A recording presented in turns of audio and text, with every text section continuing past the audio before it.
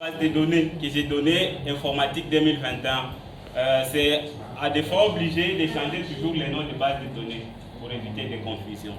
Alors, dès que vous allez donner les noms, vous allez créer. Vous créez. Directement, vous allez tomber sur l'interface. Là, on peut se dire que notre base de données est déjà créée, sauf qu'elle est encore vide, sans table, sans données.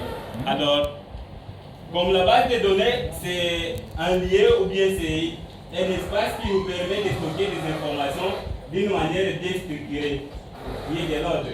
On doit savoir que ces informations concernent ça et d'autres concernent ça.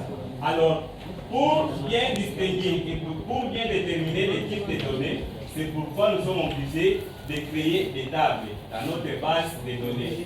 Ce sont des tables qui vont commencer à nous permettre à se référencer de quel type de données que nous avions enregistré dans notre base de données.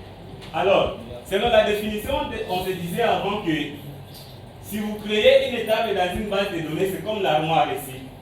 Donc, vous voyez là-bas, on peut se dire que dans ceci, on va commencer à stocker les dossiers des étudiants de l'informatique 2021. Et l'autre étape va stocker encore d'autres informations.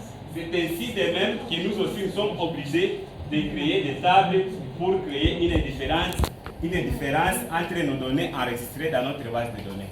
Et là, on va faire quoi? On va faire CTRL S. On va donner le nom de notre table.